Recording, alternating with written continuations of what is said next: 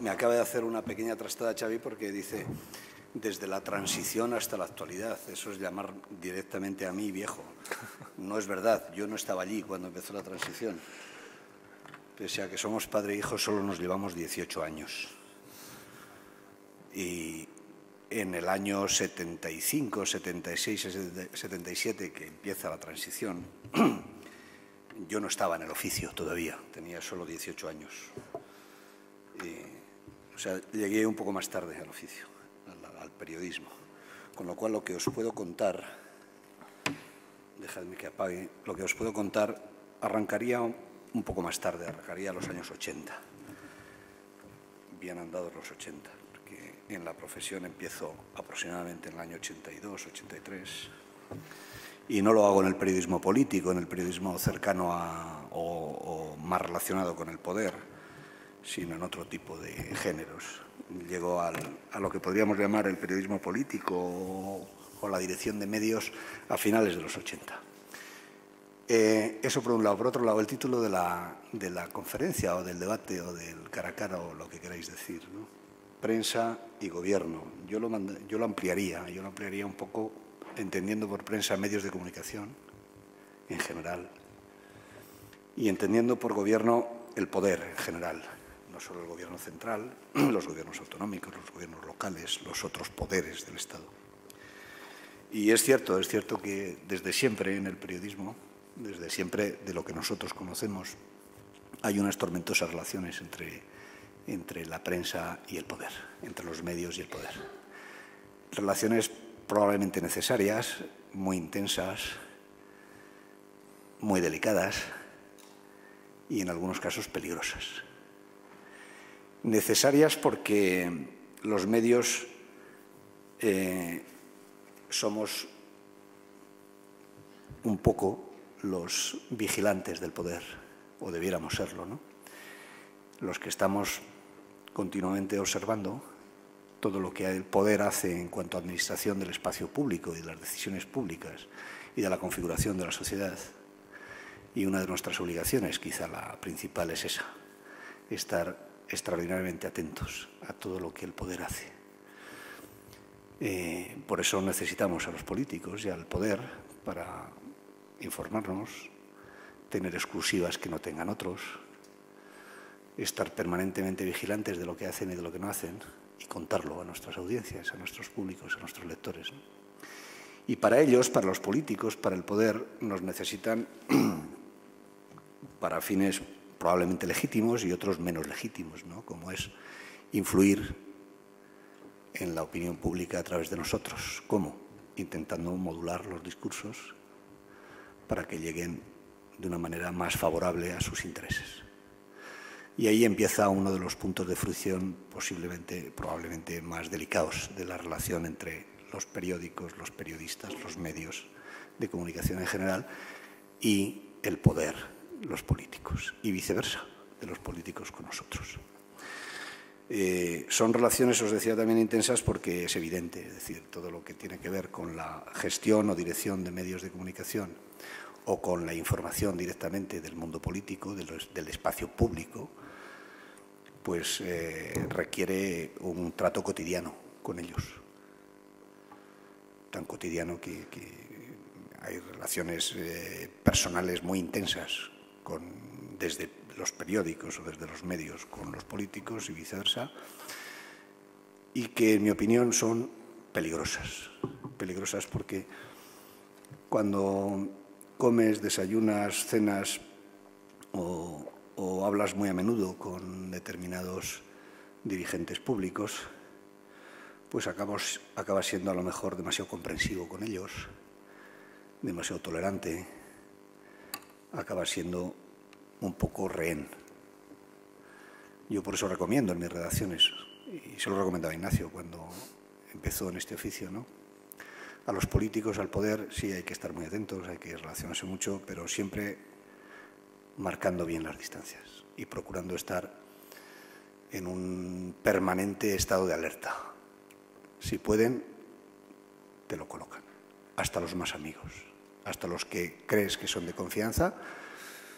A veces te pasan materiales averiados o informaciones sesgadas, y ahí hay una obligación primaria del periodista de filtrar y de saber dónde está la verdad y dónde está lo que te ocultan, ¿no? O complementar las informaciones que te llegan por otras fuentes. En el periodismo nos oiréis mucho hablar de fuentes. Fuentes, alguien que te cuenta algo, ¿no? O a quien tú acudes buscando algo que buscas, a ver si lo encuentras. Y en el periodismo también existen mucho lo que los periodistas o algunos periodistas llamamos charcos. ¿Qué son charcos? Pues son como las fuentes, pero con cuidado. Tienen agua, tienen información, pero tienen materias deleterias que están flotando ahí y que si te las comes, o sea, si las incorporas a tus informaciones o a tu gestión de la información, pues probablemente estés provocando una intoxicación tuya y de tu lector. Entonces, las fuentes periodísticas, las fuentes políticas de los periodistas son probablemente de las fuentes más delicadas, de las que hay que tener mucho cuidado para distinguir fuentes y charcos, en mi opinión. Y luego un último apunte, y le dejo a Ignacio que siga con la reflexión en voz alta. Si os quiero invitar, antes de que se me olvide, a que sobre todo preguntéis. Y queremos hacer unas intervenciones muy cortas los dos. Y preguntéis lo que os dé la gana. Una intervención última, una aportación última.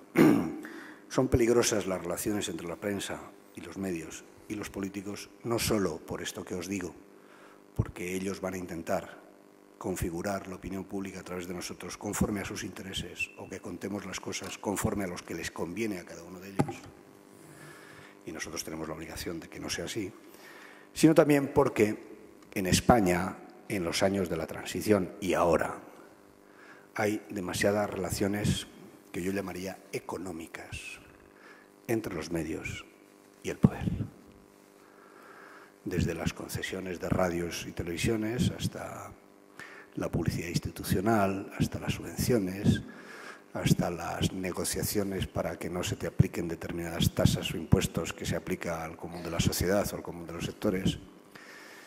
Eso es otro campo de juego muy peligroso, en el que hay que andar con mucho cuidado porque cuando hay dinero de por medio, y en el fondo estamos hablando de dinero, este tipo de relaciones pueden prostituirse.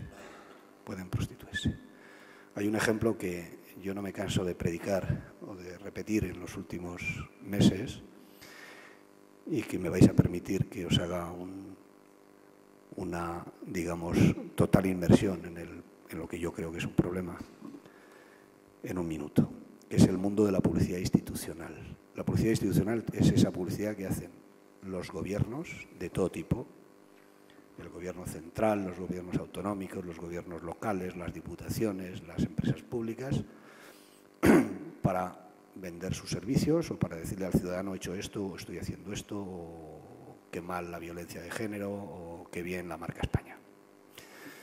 La publicidad institucional mueve mucho dinero en España, mucho.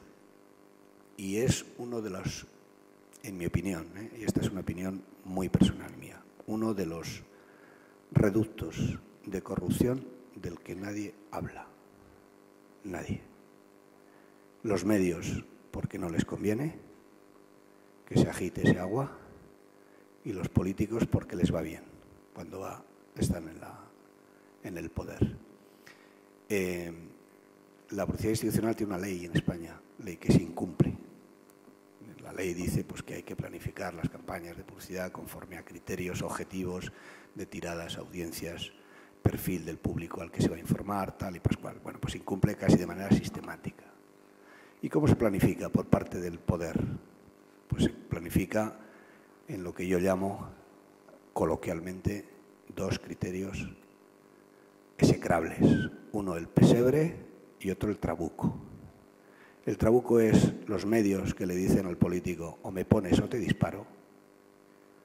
Y el pesebre es a los nuestros, a los que son afines, más o todo. Y eso es corrupción pública, con dinero público. y es uno de los territorios de relaciones entre la prensa y el poder más delicados de los que, insisto, nadie habla, porque nadie quiere hablar de eso. Va contra todo, contra la gestión transparente del dinero público, va contra la independencia de los medios, va contra la credibilidad de los medios y va contra la credibilidad de los políticos. Pero aquí, sorprendentemente, nadie quiere hablar de eso. Le dejo ya a Ignacio que siga con lo suyo. Gracias, padre. Bueno, es raro vernos juntos porque no solemos hacer cosas profesionales juntos, salvo el libro que hicimos de Castilla. Dos libros de Castilla, uno de La nación inventada y El justiciero cruel. Pero normalmente no trabajamos juntos porque cuando empecé a trabajar en este oficio, hace ya unos cuantos años, él me dijo que le parecía muy... Bueno, cuando me dio por estudiar periodismo, él me dijo que muy bien, pero que supiese que jamás haríamos algo juntos y que si me dedicaba a esto era por mi propia responsabilidad, que no me iba a dar trabajo. Y así ha sido. Bueno, estoy bastante de acuerdo con lo que ha dicho porque cualquiera le lleva la contraria a tu padre, ¿no? Pero aparte, es así. Una primera figura. Los políticos funcionan con los periodistas como los boxeadores sonados. O sea, el boxeador sonado lo que hace es intentar abrazarte para que tú no le golpees. Entonces los políticos se acercan a los periodistas que informan sobre su actividad, para intentar que con la cercanía, abrazándote y teniéndote cerca, tú no les golpees. A cambio, tú te tienes que dejar abrazar a veces porque te están dando información, porque la cercanía con esos políticos, en comidas, desayunos, cenas, encuentros, cafés, charlas en el pasillo del Congreso, se acaban convirtiendo en información en un mercado que es raro en España, el mercado de la información. Me refiero a la parte de cómo circulan las noticias, no del dinero. En España tenemos un mundo político que se relaciona con la prensa abusando absolutamente de una palabra en inglés, que es off the record, que curiosamente en Inglaterra se usa menos que en España. El off the record significa que yo te cuento todo a micrófono cerrado, sin que tú puedas usar ningún entrecomillado de lo que te cuento en tu información, pero para que sepas qué está pasando. Ni citarme como fuente. Ni citarme como fuente. Yo te cuento todo, pero es algo que hacen los políticos de izquierda, los de derecha, los de centro reformista, los de ultraderecha y los nacionalistas de aquí y de allí, todos, absolutamente todos. Yo te cuento, pero no me cites. Y te cuentan. Y además suelen ser muy sinceros, sobre todo cuando hablan de los compañeros de partido, mucho más que cuando hablan de los de enfrente. Y dan bastante información, pero lo hacen siempre en un mundo en el cual tú puedes comer con un político y que te diga blanco, rojo, verde, y ese mismo político 3 horas más tarde estará en un programa de televisión diciendo lo contrario de lo que ha dicho, pero exactamente lo contrario. ¿Y a qué nos dedicamos los periodistas? Pues a intentar blanquear información que tenemos en negro. Intentar ver cómo esa información que tenemos, que sabemos que está sucediendo eso, cómo conseguimos poder demostrarla o cómo conseguimos poder atribuirla o cómo conseguimos poder blanquearla para pasarla a blanco y poder publicarla. Os pongo un ejemplo muy concreto, el caso Bárcenas. Yo sabía que existían unos papeles donde había la contabilidad del Partido Popular con sobresueldos escritos a mano por Bárcenas mucho antes de que se publicase la información. No lo sabía solo yo, lo sabían más periodistas. Sabíamos muchos periodistas, no sé si muchísimos, pero sí, no sé, 12 periodistas, 15 periodistas, tal vez 20 periodistas, no lo sé. Lo sabíamos varios periodistas y ninguno lo publicábamos porque, claro, publicar eso sin el papel y basado en fuente anónima es imposible. Tú no puedes acusar al presidente del Gobierno y a todo el partido de Gobierno de cobrar sobresueldos en dinero negro si no tienes un papel, si no puedes blanquear esa información. Eso circulaba, lo hacía circular el propio Bárcenas, pero circulaba por más mentideros, circulaba por más corrillos de políticos que sabían que existía esa amenaza en el Partido Popular, que sabían que Bárcenas estaba intentando que con esos papeles se pudiese librar de sus consecuencias penales, intentando apretar al Gobierno para que le ayudase. Y sabíamos además que eso había pasado, porque había bastantes evidencias que demostraban que esto no era un invento de Bárcenas para librarse, sino que además estaba jugando con pólvora real, no con una que se había inventado, desde hace meses antes de que saliese la información. Y no lo podíamos publicar. No lo podíamos publicar porque no podíamos blanquear esa información hasta el punto de tener la certeza, primero, de que no nos estaban engañando, porque, claro, ahí en ese mercado de la información en negro también circulan mentiras. Y segundo, no teníamos las evidencias como para poder demostrar ante un abogado y ante un juez que cuando te metes ahí sabes que te puedes encontrar después en un juzgado explicando por qué has publicado esa información, no teníamos las pruebas suficientes como para publicarlo.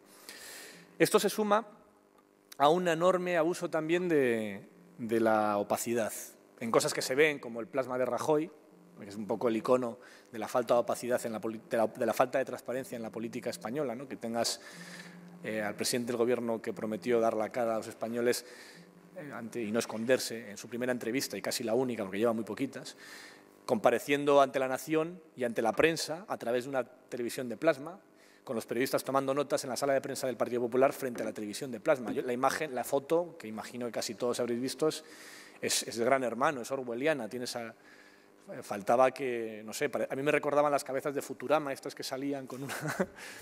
Era tan tremendo, pero tan sintomático, y sigue siendo así, ¿no? Ya el caso del Partido Popular y de Rajoy en concreto es muy fuerte, pero no ha sido el único, no es el único político que se ha escondido y que ha intentado esconderse o que ha intentado escapar de la prensa. Es el más evidente porque además ahora es el presidente del Gobierno, pero no ha sido el único. Pero pensad, por ejemplo, que desde que estalló el caso Bárcenas, el presidente del Gobierno ha dado una entrevista y se la dio a un medio americano. Y tuvo la mala suerte de que el periodista americano le preguntó por Bárcenas. Y tuvo además el añadido de mala suerte de que el periodista americano, cuando llamó a la Moncloa para decir eso no lo emitas, dijo, pero ¿en qué país te crees que vivo? A lo mejor en España te funciona, el problema es que en España te funciona este tipo de cosas, pero aquí en Estados Unidos no puedes pedirme que no emita una cosa que he grabado a tu presidente. El hecho de que la gabinete de comunicación de la Moncloa, ahora, y ha pasado en otras ocasiones también, ¿no? Esto no es una cosa exclusiva de la derecha, se permita el lujo de llamar a una cadena de televisión diciendo, oye, eso que me hiciste mejor que no lo des, te pone un poco el nivel de cómo entiende la relación con la prensa los políticos españoles, o el presidente del Gobierno en este caso concreto, que es una relación, primero, de intercambio de favores, donde se acepta un favor laxo, como ese de esto mejor me lo quitas, y por otro lado, no sé, esto es casi bordea para un periodista estadounidense o para un país más con cultura democrática, bordea la corrupción. Esto de que tú le pidas que te esconda una información que te ha dado ante la cámara, sabiendo perfectamente que estaba grabado, no podía decir que era off the record, claro, porque estaba ante una cámara con un micrófono corbatero, no podía decir, no, es que eso te lo conté en otro contexto, ¿no? Pero funciona así, ¿no? Y cuando vas a una rueda de prensa o vas a una rueda de prensa estadounidense, yo recuerdo, por ejemplo, ver a una rueda de prensa con Obama en la cumbre del G20 en la que refundaban el capitalismo, como todos sabéis, con gran éxito. Recuerdo a Obama dando la palabra a 40 periodistas, uno detrás de otro, y preguntando a todos. Y si a Obama se le ocurre decir, es que eso, la segunda ya tal, pues el siguiente que pregunta le dirá, ¿me puede usted responder a lo que no ha respondido aquí antes? Y si el tercero sigue sin preguntarlo, le dirá, ¿es que hay alguna razón por la cual la administración estadounidense quiera esconderse de los ciudadanos y no explicar esto? Y sería un escándalo nacional. Aquí tenemos, un día la segunda ya tal cuando le preguntan por Bárcenas. Otro día amañamos la rueda de prensa y damos solo 2 respuestas para que la segunda la haga el periódico progubernamental y así garantizamos que la pregunta es a favor. Otro día directamente me escapo por la puerta de atrás del Senado. Otro día hago una... ¿Cuál fue la última? Esta fue hace poquito. Está lloviendo. Salgo de... Cuando le preguntan por la doctrina Parot, digo que llueve. La respuesta de Mariano Rajoy, que dijo, llueve mucho. Llueve mucho. Eso es inconcebible en cualquier país civilizado. Eso no, eso fuera de España de verdad no pasa.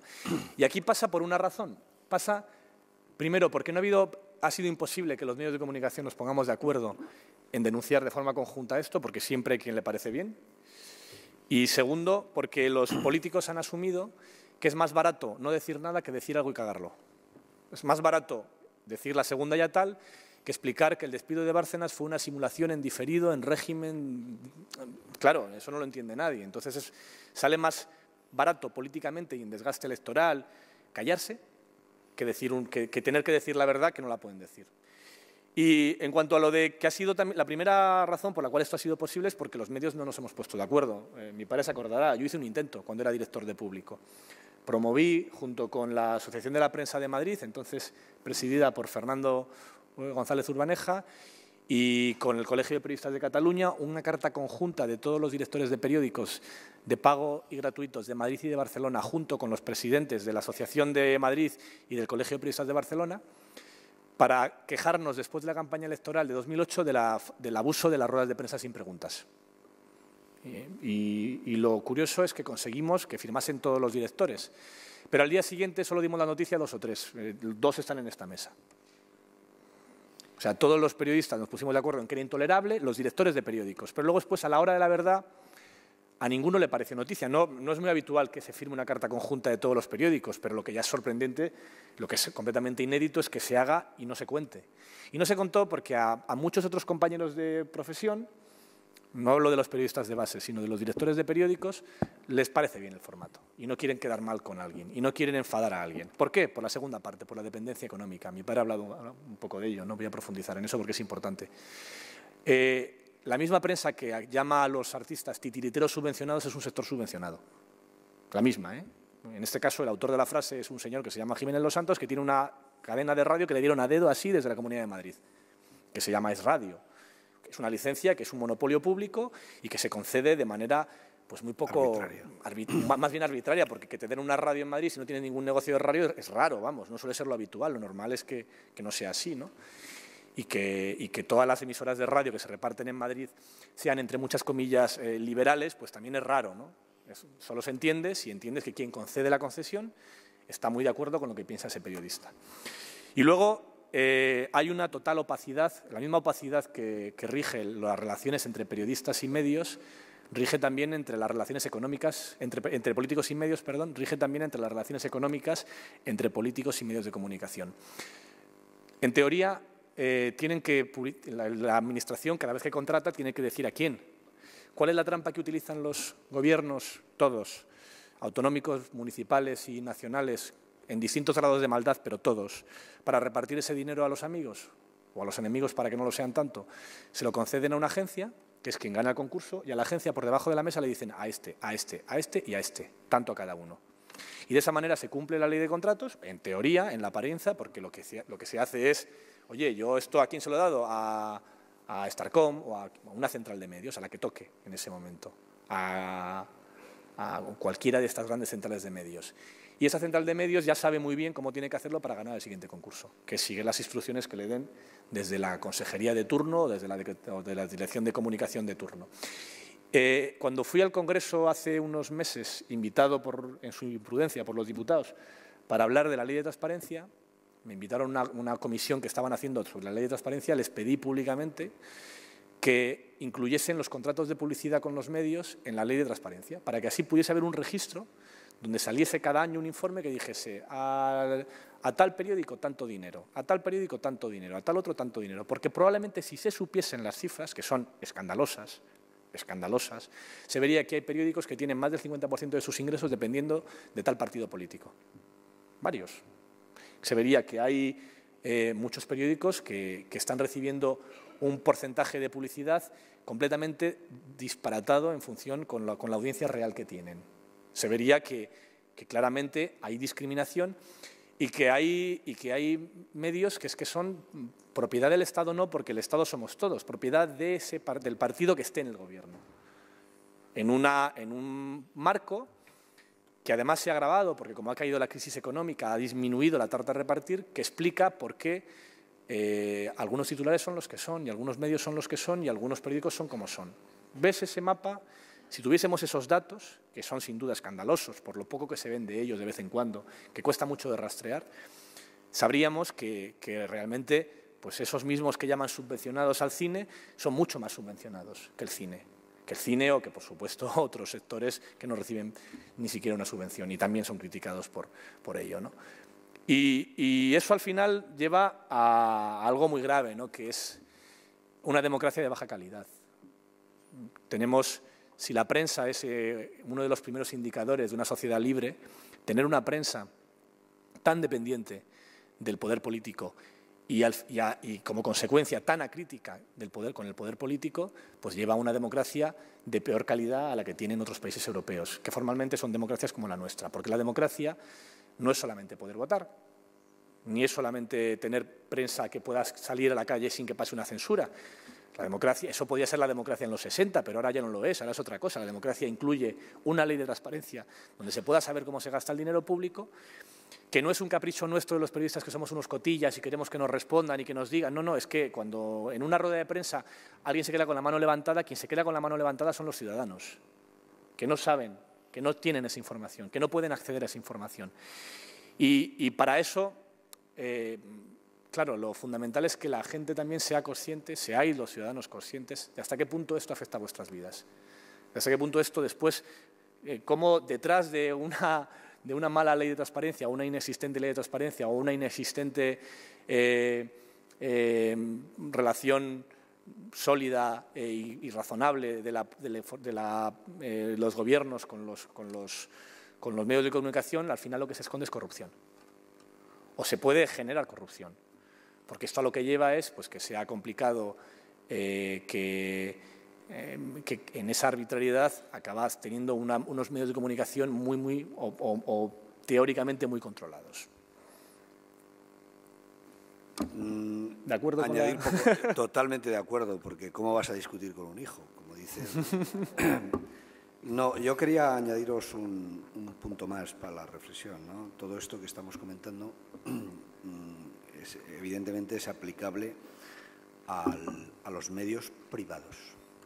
¿Qué pasa con los medios públicos? Importante.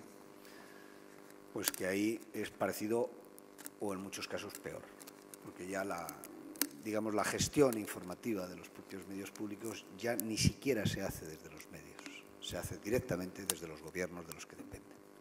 Y habéis tenido ejemplos muy recientes, pero vamos, no os escandalicéis, lo mismo con la derecha que con la izquierda, con el PP, con el PSOE, por desgracia. Por desgracia. Ahí ya la relación no es episódica o lateral, no, es directamente central y sin ningún tipo de tapujos, sin ningún tipo de disimulo, ¿no? Hubo un intento de Zapatero con la ley que aplicó a la televisión, a la Radio Televisión Española, ¿no? Las nuevas maneras de elegir al presidente y de normalizar eso, muy notable, que llegó hasta donde llegó. Pero por desgracia no hemos tenido experiencias similares en los medios públicos autonómicos, por ejemplo, que hay muchísimos, como sabéis, que cuestan muchísimo dinero al erario público y que se han convertido en órganos de propaganda del gobierno de turno. Es una vergüenza. Es una vergüenza que en la profesión pues nos escandaliza bastante. También es una vergüenza que solo lo digamos cuando pasan cosas. Sí, yo creo que lo que más daño hace a las televisiones autonómicas no es que cierre Canal Nou, es que los periodistas de Canal Nou descubran de un día para otro que estaban trabajando para un medio sectario manipulador. Oye, tú te acuestas un día trabajando en Canal Nou y al día siguiente descubres que llevas 5 años mintiendo, ¿no? Es duro, ¿eh? Y es verdad que es muy difícil pedir heroicidades a los periodistas o a cualquier trabajador en un momento en el que existe un paro del 25% y en el caso de la prensa incluso superior el porcentaje. Es muy difícil, ¿no? No puedes, la heroicidad termina donde empieza la comida para tus hijos, ¿no? Hay cosas que es difícil exigir.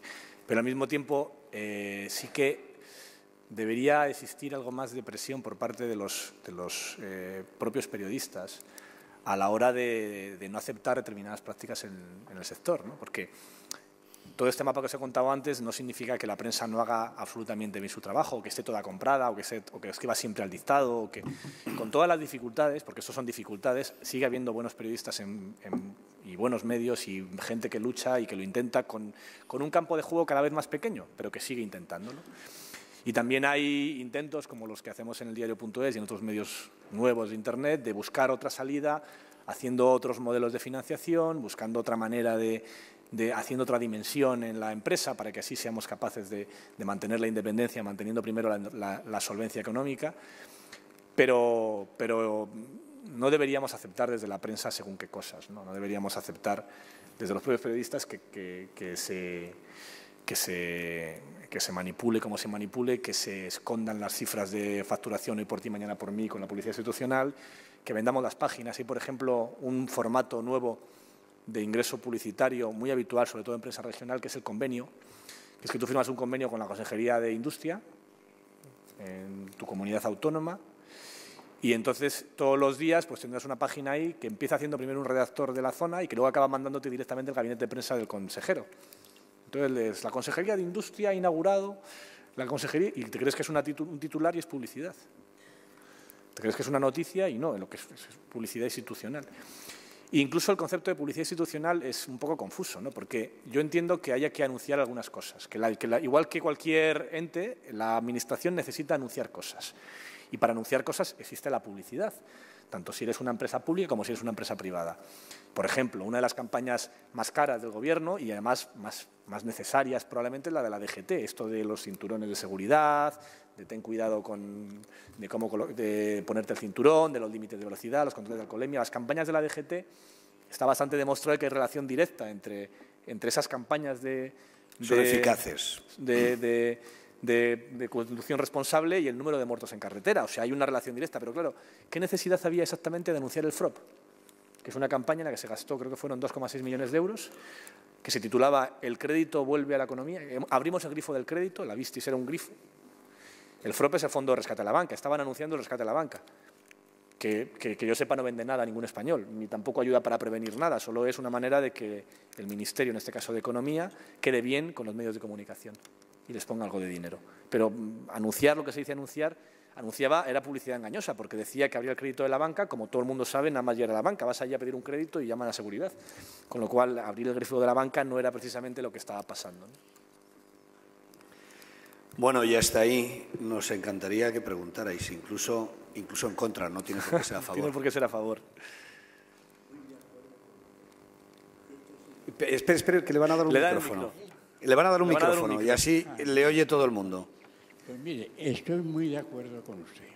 Y este señor, que me perdone, no ha dicho más que barbaridades. Vaya por Dios. Barbaridades. Bueno, primero les voy a contar una anécdota muy reciente. Iba yo por mi calle y me encuentro con un señor de 40 años y yo tengo 84. Y le digo yo sin más, si viera a Rajoy, le escupía. Digo, yo voté a Rajoy, si lo viera, le escupía.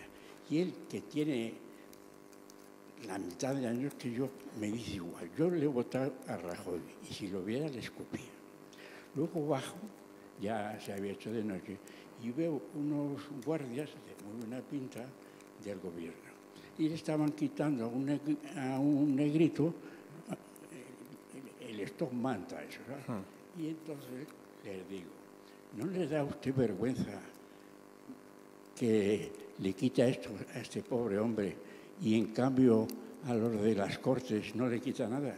Y me dice, ay, si pudiéramos.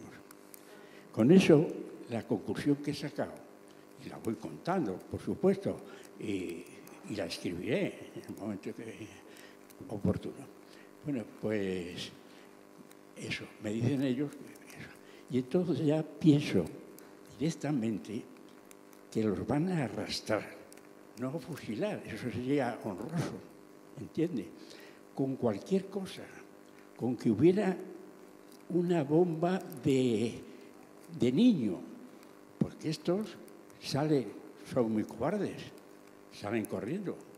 No me diga, por ejemplo, que Rajoy no es cobarde, no ha tomado una decisión nunca, se espera.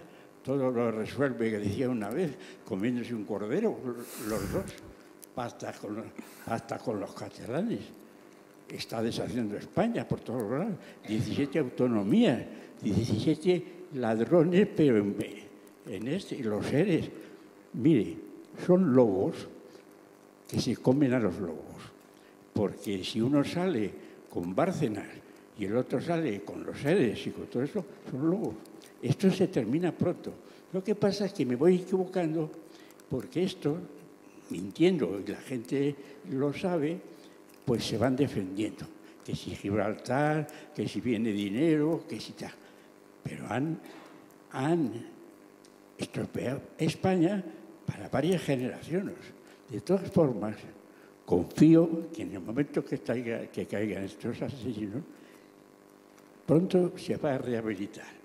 Porque en España hay mucha gente preparada. Además ya hay organismos enteros que funcionan muy bien. Le digo, por ejemplo, el Banco de España, la Hacienda y otros muchos más. O sea que España se salva, y además pronto. Pero es que es un abuso tan grande de la juventud. Yo estoy jubilado y relativamente vivo bien. Pero mire, en Canarias, estando yo en Tenerife a las 3 de la mañana, que yo vivo mucho porque es cuando dicen cosas más interesantes, un joven de 20 años decía: no me importaría trabajar 16 horas para ganar 60 euros y poder mantener a mi familia. En Canarias están peor, porque están aislados y necesitan dinero para salir. Le digo con todas las historias eso. Luego, aparte, lo que le decía a usted de barbaridades, es porque no puede haber un periódico independiente. No puede haberlo, necesita un capital detrás, y ahora mucho capital. Mi padre, que era abogado y estuvo en Cuenca con varios periódicos, uno se llamaba El Mundo, por cierto, se editaba al principio diario, y se decía, se vende al lado de Fornos. Luego había un autobús, les cuento como anécdota, que iba a Madrid. Perdone, pero es que hay más gente que quiere intervenir. Si puede ser un poco más breve, por favor. Pues, entonces ya, No, que nos interesa lo que está diciendo, pero únicamente por darle oportunidad a alguien más. Ha puesto una buena metáfora con lo que nos decía de ese incidente. Esta señorita le subirá unas tarjetas que llevo revolucionarias. Gracias. ¿Y el más?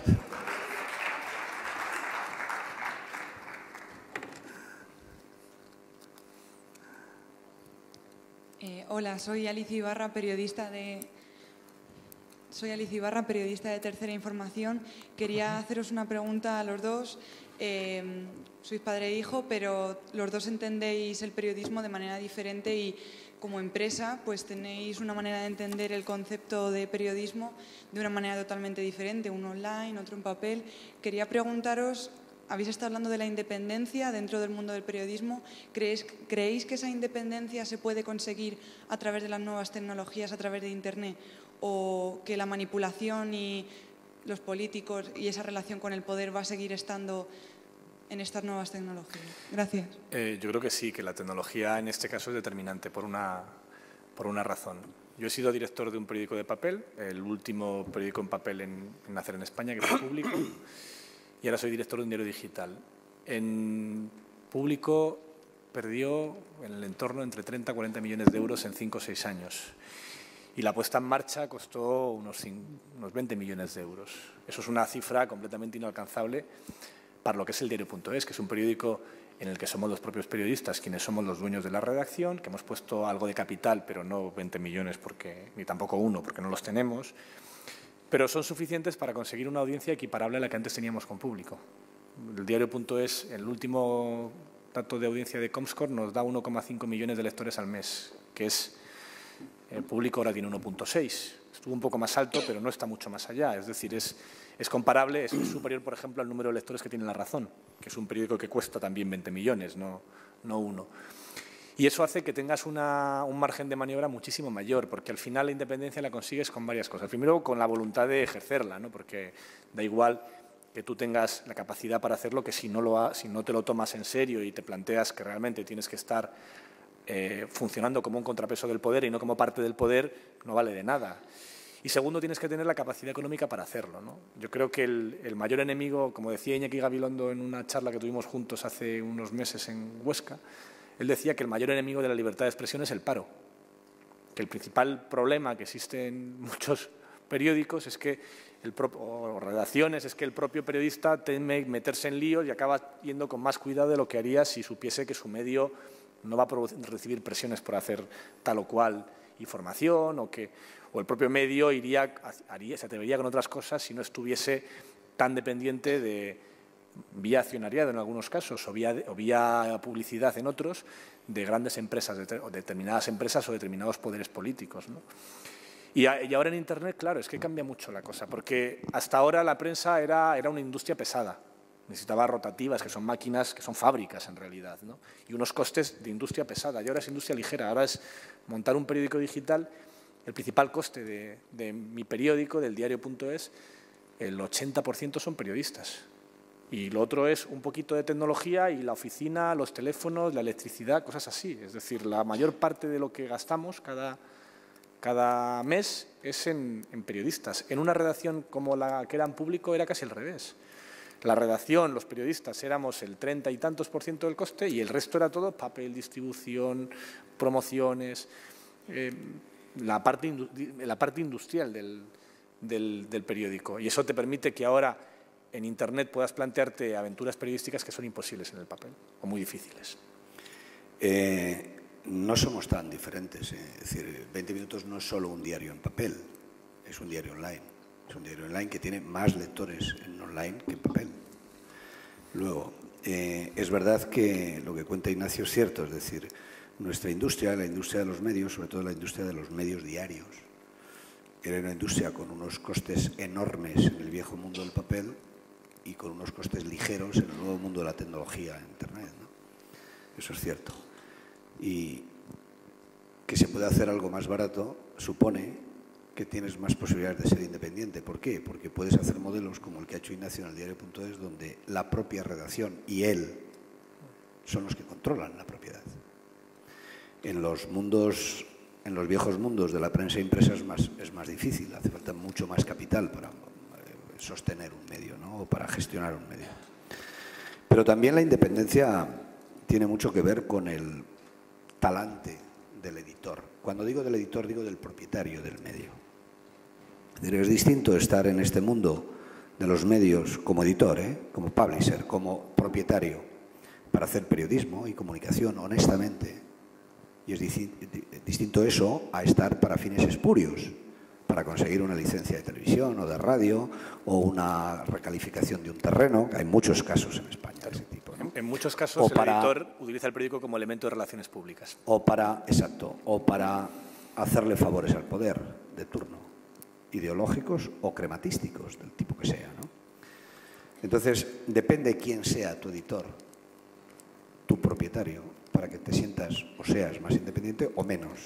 Te puedo poner un ejemplo. 20 minutos lo fundamos otro periodista y yo, José Antonio Martínez Soler, y yo, con unas cajas de ahorro de accionistas, hace ahora 14 años. Fundamos la compañía en noviembre del año 99 y lanzamos el periódico en el año 2000, en febrero. Y aproximadamente año y medio después se nos acabó el dinero y lo pusimos a la venta y por fortuna encontramos un inversor que es un gran grupo noruego de medios de comunicación que permite ser independientes en los periodistas, pero absolutamente, de unas maneras que no os podéis ni imaginar, que son inusuales en el mundo de los medios en España. Mi grupo, el grupo noruego que es propietario ahora de 20 Minutos y 20minutos.es y todo lo que tenemos, es un grupo que lleva 180 años. O sea, tenemos un periódico en Oslo, fundado en 1830, que sigue saliendo todos los días, diario y de pago. Tenemos uno en Estocolmo de 1839, es decir, es gente que lleva muchas generaciones haciendo periodismo y comunicación. No aspiran ni a poner al alcalde, ni a quitarle, ni a tirar al gobierno, ni a criticarlo, no. Aspiran a hacer comunicación y periodismo e informar a sus ciudadanos, a los que sirven. No aspiran más que a eso. El principal periódico de derechas de Oslo es nuestro. El principal periódico de izquierdas de Oslo también es nuestro. El principal periódico de izquierdas de Estocolmo es nuestro. Y el principal periódico de derechas de Estocolmo también es nuestro. Salen todos en Millennium. Salen todos en Millennium. Todos. O sea, y los directores de los medios tenemos una independencia radical. O sea, yo en 14 años de director de 20 Minutos no he tenido ni una sola llamada de mi editor, es decir, de mi jefe, del propietario, a pedirme cuentas por algo que he hecho o que he dejado de hacer, o a pedirme a tal favor a tal político. Nunca, nunca es nunca. Y eso es una bendición. Es decir, también hay posibilidades. No nos toméis en la literalidad ese mundo negro del periodismo al servicio de causas poco confesables, porque no es cierto. Hay muchos profesionales en todos los niveles, desde abajo de la redacción hasta arriba de la redacción, hasta en la propiedad de los medios, que ejercen esta profesión y hacen productos honestos, totalmente honestos. Igual que hay otro mundo en la prensa que se parece más a una definición que hizo Noam Chomsky de la prensa terrible, que dijo: la prensa, en muchos casos, es la industria de las relaciones públicas de las élites políticas y financieras. Eso es lo que no nos gusta, esa función. Buenas tardes, gracias por vuestras palabras. Os quería preguntar algo relacionado con un tema que se ha tocado en parte, pero pienso que sería buena una reflexión relacionado con la historia política de España. Desde el año 82 prácticamente ha habido dos opciones políticas con responsabilidad de gobierno. Mi pregunta es: ¿en qué medida creéis que el bipartidismo ha podido influir en esa subordinación de los periódicos y los periodistas hacia los partidos políticos? Esa es la primera pregunta. Voy a enlazar otra rápido. Y luego, desde los últimos 3-4 años, sobre todo a raíz del movimiento 15M, la sociedad está expresando un descontento con estas dos opciones políticas que han tenido responsabilidad de gobierno en España. ¿En qué medida este descontento y este, digamos, descrédito que tienen estos dos partidos políticos en un número cada vez más importante de la sociedad puede abrir nuevas vías en el periodismo y hacer un periodismo más libre, más independiente y también un poco, en lo que decís vosotros, más transparente? Simplemente esto. Muchas gracias. Ignacio. Yo creo que sí, que parte de la razón por la cual el modelo español es no del todo bipartidista, porque si te das cuenta, no podemos definir como bipartidista cuando hay amplias regiones de España, autonomías, donde el primer segundo partido es el cuarto o el tercero. En Cataluña ahora, por ejemplo, si es bipartidista es entre Esquerra y Ciutadans, al paso que vamos, y en el Parlamento actual entre Esquerra y CiU, con lo cual tampoco es del todo exacto la definición de modelo bipartidista, porque siempre ha habido… Perdona, Ignacio, en Cataluña hay 7 grupos diferentes en el Parlamento. Exacto. Pero sí que es verdad que en la prensa de Madrid, que es al final en lo que se convierte la prensa nacional, que es mentira que la prensa nacional sea nacional, en realidad… Yo, por ejemplo, cuando trabajaba en La Voz de Almería, el primer periódico en Almería era La Voz de Almería, el segundo era el Daily Mirror, el tercero era el Marca y el cuarto era el País. O sea que lo de la prensa nacional es muy relativo, es prensa de Madrid sobre todo.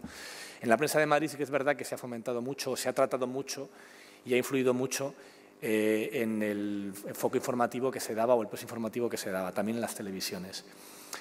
Pero al final esto, no sé, yo creo que también en parte está cambiando, ¿no?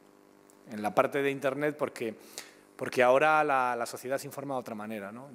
Antes, en el mundo anterior a Internet, había en España un 80% de sociedad, de ciudadanos, que estaban informados por el telediario de la 1, por poner un poco, no es solo el telediario de la 1, pero sí el tipo de información, el tipo de profundidad de un telediario del Gobierno, del que fuese, pero del Gobierno, y había otro 20% informado en medios de comunicación con más informado, ¿no? Y uno de los problemas que tienen hoy los partidos, curiosamente, en su relación con los ciudadanos, es que siguen pensando que eso es así cuando ha cambiado y siguen mandando sus mensajes políticos a ese 80% que todavía se piensan que están viendo el telediario, cuando la realidad es que los porcentajes ahora son 50-50. O sea, donde antes había un 20% informado a través de que se esforzaban en informarse, ahora tienes un 50% de ciudadanos, un porcentaje incluso mayor entre la gente más joven, muy informado, hasta el punto de que a veces está sobreinformado. Y donde los mensajes simples y pensados para el viejo telediario de la 1, pues ya no funcionan y generan hasta rechazo, ¿no? Entonces yo creo que eso va a cambiar, pero aún así no creo que vayamos a ir a un modelo completamente fragmentado, ¿eh? La pinta que tiene es que los grandes partidos pasarán de sumar entre los dos 80 para sumar 60 o 50, pero que seguirán siendo mayoritarios. O sea, porque el otro 50% se repartirá entre 10, contando nacionalistas periféricos, más Izquierda Unida, más UPyD, más… o sea, que no te va a salir tampoco un modelo a la italiana, por ejemplo, ¿no? Y tiene mucho que ver en eso, estoy totalmente de acuerdo con lo que dice Ignacio, tiene mucho que ver nuestro sistema electoral, como sabéis. Es decir, cuando se hace el sistema electoral español se opta entre dos opciones. Una, primar la proporcionalidad de la representación. Dos, primar la gobernabilidad, es decir, reforzar las mayorías. Se opta por la segunda. Y eso es lo que nos ha llevado a eso, a que efectivamente desde el año 82, no, desde siempre, porque antes del 82 era UCD, que era lo que luego se convirtió en parte, entre comillas, en AP y PP. Pero es cierto, siempre ha estado fraccionada más que el voto, la representación del voto en dos grandes bloques que tienen el 70 y tantos % del voto y el 80 y tantos % de la representación. ¿Por qué? Por el sistema electoral. Sí. Es cierto que eso está en cuestión ahora mismo. Es un debate muy frecuente entre los demoscópicos y entre los periodistas políticos. Esto que estamos viendo en las encuestas en los últimos 2 años, de caídas tanto del PP como del PSOE y subidas tanto de UPyD como de IU, como de otras alternativas, como de formaciones nacionalistas o territoriales nuevas, ¿es perecedero, es ocasional o es irreversible? Pues no sabemos. Pero sí es cierto que ahora las posibilidades de información de la gente son muy variadas. Tú te puedes hacer tu propio cóctel de medios gratis. Y eso no existía antes. Eso no existía. Tenemos que acabar, me dicen por ahí. Es que nos están echando, perdone. Gracias a todos. Muchas gracias.